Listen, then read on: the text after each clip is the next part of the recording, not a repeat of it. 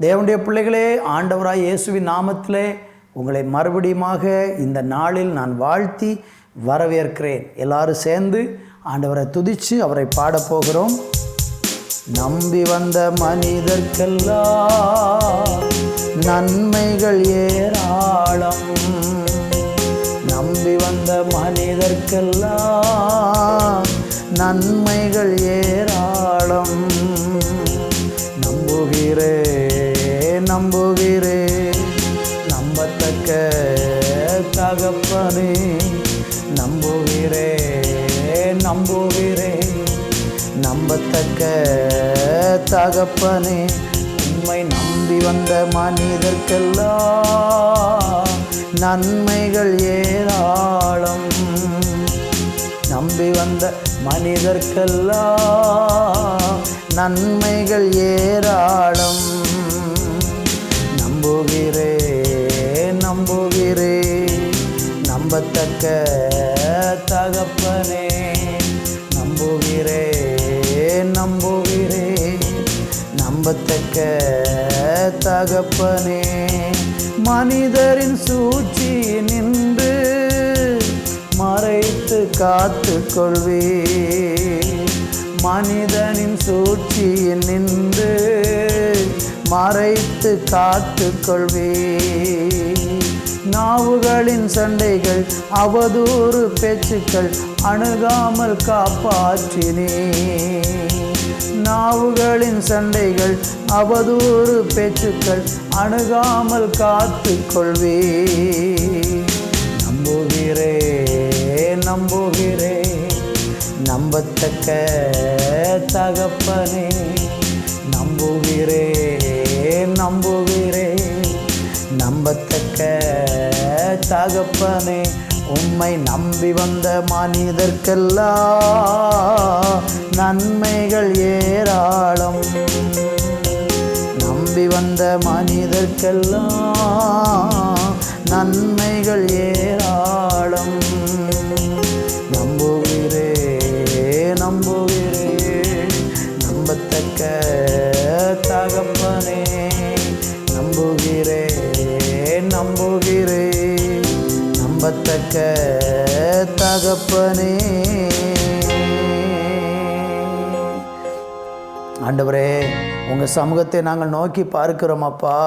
ஆண்டவரே, உங்கள் பாதத்தை நாங்கள் நோக்கி பார்க்கிறோம் அப்பா. உம்மை நம்புகிறோம் அப்பா.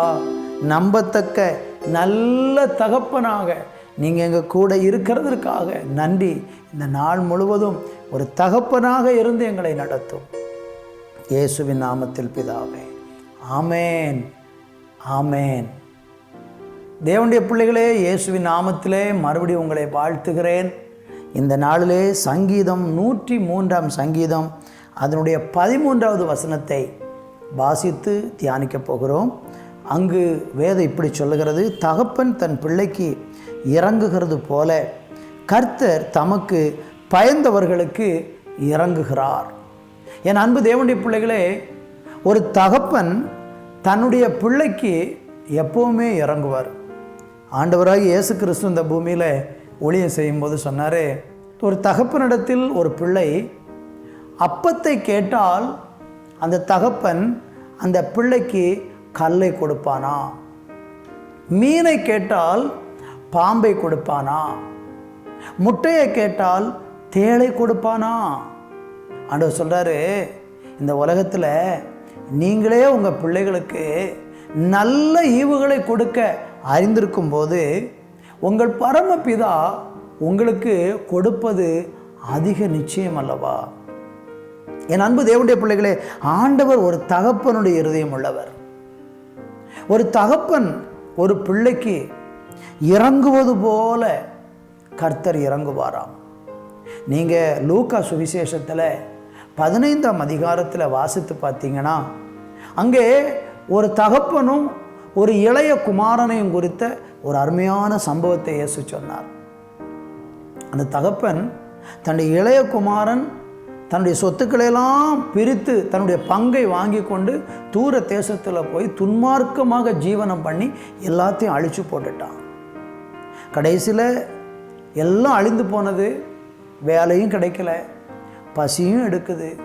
கடைசியில் அவன் ஒரு பன்றி மேய்க்கிற இடத்துல போய் பன்றியினுடைய தவிட்டையாகிலும் தின்று பசி ஆற்றலான்னு நினச்சாலும் அதுவும் அவனுக்கு முடியாமல் கடைசியில் உணர்வடைஞ்சு, தகப்பனே, தகப்பனுக்கு விரோதமாகவும் பரத்துக்கு விரோதமாகவும் நான் பாவம் செஞ்சேன், அதனால் என் தகப்பனிடத்தில் போய் மன்னிப்பு கேட்பேன்னு சொல்லி அவன் உணர்ந்து மனம் திரும்பி தகப்பனிடத்துக்கு வரும்போது அந்த தகப்பன் தூரத்தில் அவன் வருவதை கண்டு ஓடிப்போய் அவனை கட்டி அணைத்து அவனுக்கு முத்தம் கொடுத்து அவனுடைய கைகளுக்கு மோதிரத்தை அணிவித்து அவனுடைய கால்களுக்கு பாதரட்சி அணிவித்து அவனுடைய அழுக்கான வஸ்திரத்தை எல்லாம் அகற்றி அவனுக்கு நல்ல வஸ்திரம் கொடுத்து, காணாமல் போன என் மகன் வந்திருக்கிறான், சந்தோஷப்படுவோம் என்று சொல்லி வீட்டில் விருந்து வைத்து சந்தோஷப்பட்டதை லூக்கா 15ஆம் அதிகாரத்தில் நீங்கள் பார்க்க முடியும்.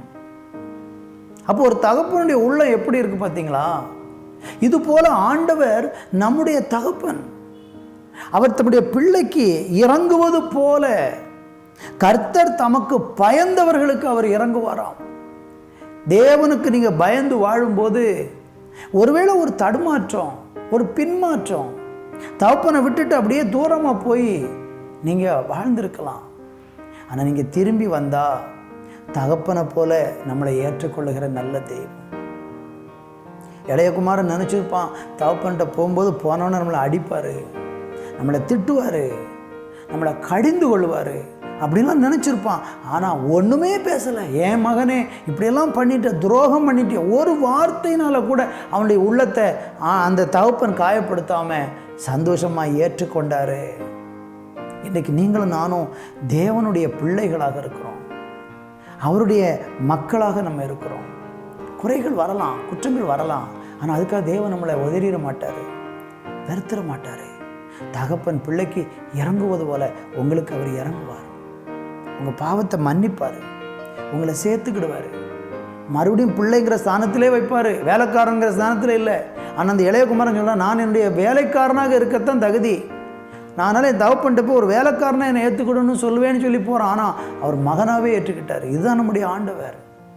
உங்களை என்னையும் மகனாக மகளாக ஏற்றுக்கொண்டு மறுபடியும் நம்மளை ஆசீர்வதிப்பார். ஜெபம் பண்ணலாமா? அன்பு தகப்பனே, இந்த நாளில் உம்முடைய மகனாக உம்முடைய மகளாக தெய்வமே எங்களை ஏற்றுக்கொள்ளும். தகப்பனே, எங்கள் வாழ்க்கையில் குறை இருந்தாலும் குற்றம் இருந்தாலும் பாவம் இருந்தாலும் எங்களை மன்னித்து எங்களை பரிசுத்தப்படுத்தி உங்கள் பிள்ளையாக நீங்கள் நிலைநிறுத்தி சாட்சியாக மாற்றுவீராக என்று சொல்லி ஜெபிக்கிறோம். நீங்கள் அப்படி செய்யுங்க. இந்த செய்தியை கேட்கிற யாராகிலும் அப்படிப்பட்ட ஒரு நிலையில் இருந்தாங்கன்னா திரும்பி வந்து ஆசீர்வதிக்கப்பட கிருபை செய்யும். இயேசுவின் நாமத்தில் பிதாவே, ஆமேன், ஆமேன்.